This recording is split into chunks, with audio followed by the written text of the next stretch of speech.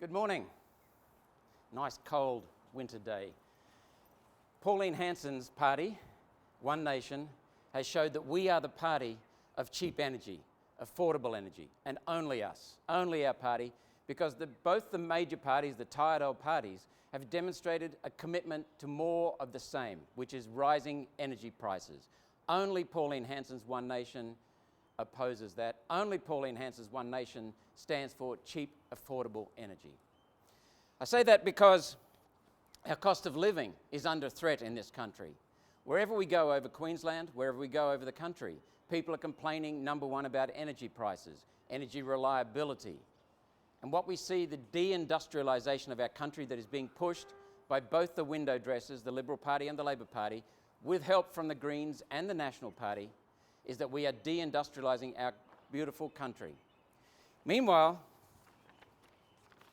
overseas, around the world, they're building 2,440 coal-fired power plants to industrialise, and that's what we're facing. Why is it that we can export the finest quality coal in the world and other people can use it to burn and then to create electricity and sell it at a lower price than we are selling it right now? It's simple. The answer is regulation. What the Finkel Report does not discuss is the fact that we have been put in this position because of regulation of our energy sector. Regulation, excessive regulation. And what we can now see is that the Finkel Report says we need more of that. That's only going to drive the prices even higher. The second point I want to make is that this is nothing more than a carbon dioxide tax.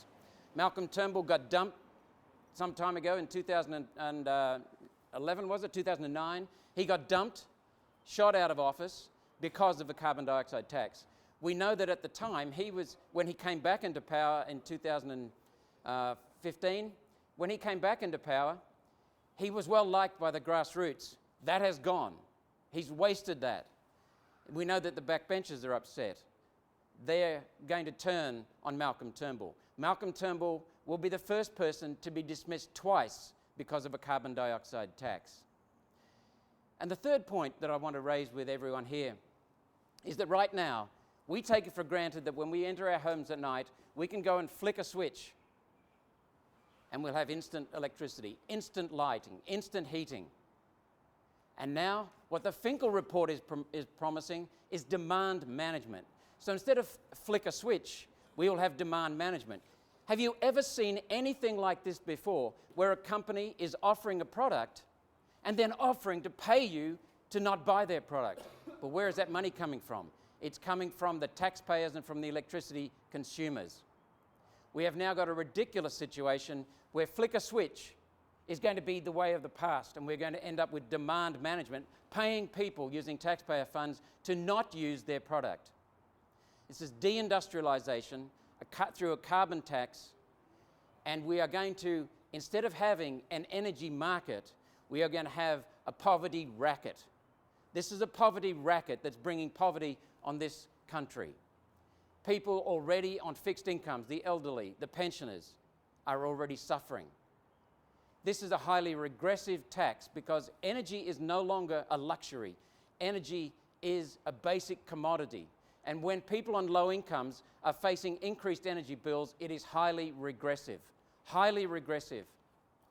So we need to look beyond the window dressing that is so typical with both tired old parties and call this for what it is. It's a scam. What do you make of Tony Abbott's two criteria for a solution to the energy crisis, that it both put downward pressure on prices and also include coal? What are his two solutions? I didn't listen closely to Tony. So they were that they put downward pressure on prices, and secondly that it allows coal to continue in Australia. Well, I don't know what his measures are, but look at the Finkel Report's outcomes, 4 outcomes: security, reliability, affordability, and lowering emissions. We had all of that with the coal-based electricity. All of that: security, reliability, affordability, and lowering emissions. Emissions of carbon dioxide are irrelevant. The human production of carbon dioxide has no influence on the level of carbon dioxide in the atmosphere. And secondly, the level of carbon dioxide in the atmosphere is a result of the temperature of the oceans in the atmosphere, not a cause of the temperature. So what we've seen is that the lowering of carbon dioxide emissions is irrelevant. The lowering of real pollution emissions is highly relevant, and coal was already leading the way in doing that. So we've lost security, we've lost reliability, we've lost affordability.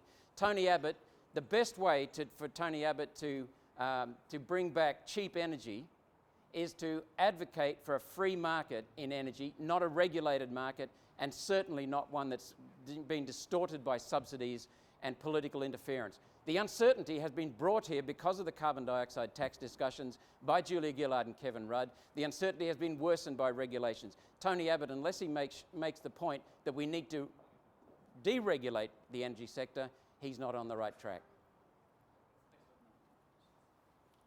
Thank you.